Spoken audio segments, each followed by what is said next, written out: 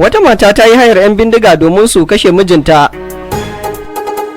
Za ku ji yadda sojin sama suke ragargazar sabbin shugabannin 'yan ta'adda. Gwamnan jihar Ebonyi ya kamu da cutar coronavirus. Waɗannan da ma wasunsu za ku ji a cikin shirin duniyar labarai na yau, Lahadi 5 ga watan 7 shekara ta 2020. Daga nan sashen Hausa na Randawa Media Concept. Ku biyo mu sannu a hankali. To yanzu kuma ga cikakkun labaran.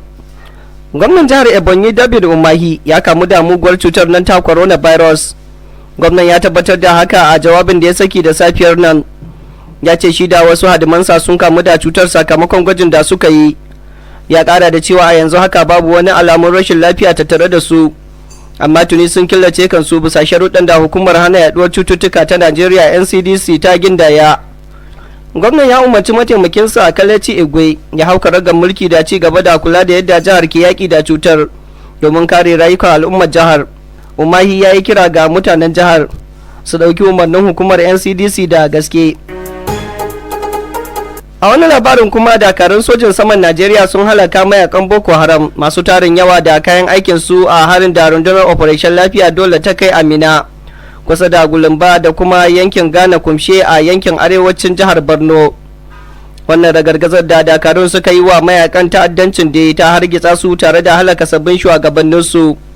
Hakan ya faru ne a ranar 3 ga watan Yulin shekarar 2020. Bayan rahotannin sirri da rundunar sojin ta samu na wurin da mayakan suka koma da kuma inda kayan aikin su suke, ta jiragen sama na yaƙi dakarun suka tabbatar da ingancin zancen. Babu jimawa sojin suka dinga jefawa wuraren bama-bamai, lamarin da ya kawo halakar mayakan ta'addancin masu tarin yawa tare da wata bukar kayan aikin su wacce ta kama da wuta. Kuna sauraron shirin labaran duniya ne daga nan sashen Hausa na Randawa Media Concept. Alƙalin wata kotun majistare da ke zama a Port Harcourt a ranar Alhamis ya buƙaci a adana masa wata mata mai shekaru 40 a gidan gyaran hali. Ana zargin Talmai Bestman da laifin kashe mijinta mai suna Wagba Bestman. An gano cewa wacce ake zargin ta haɗa kai da wasu don su kashe mijinta da bindiga bayan sun samu rashin jituwa. An gano cewa wacce ake zargin tare da waɗanda suka haɗa kai wurin kisan kan sun tarar da wanda suka kashe a gida mai lamba 15 titin Toyota da ke Rumoboloni a karamar hukumar Obio Okpota jihar Rivers a ranar 13 ga watan Fabrairun shekarar 2020. Wacce ake zargin kuma mahaifiyar yara 4 tana fuskantar laifuka 2 da suka hada da kisan kai. Mai gabatar da kara AC Kennedy ya sanar da kotu cewa wannan laifi abin hukuntawa ne a karkashin sashi na 324 da 319 na dokokin laifukan jihar Rivers na shekarar 1999. Alkali Falibo Iyabo ya mayar da fayil na shari'a zuwa ofishin gurfanarwa don neman shawara. Iyabo kuma ya buƙaci a adana wacce ake zargin a gidan gyaran hali tare da daga sauraron ƙara zuwa ranar 3 ga watan Agustan shekarar 2020.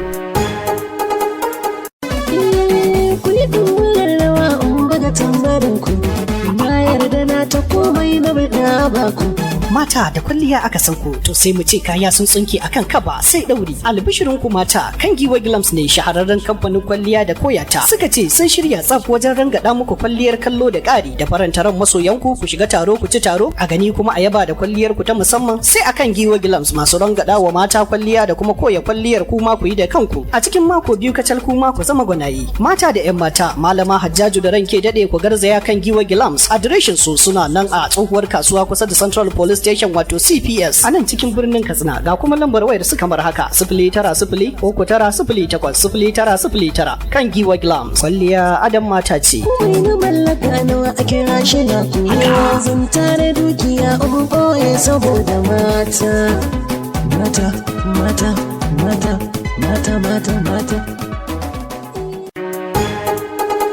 Ƙarshen shirin duniyar labaru kenan daga nan sashen Hausa na Randawa Media Concept.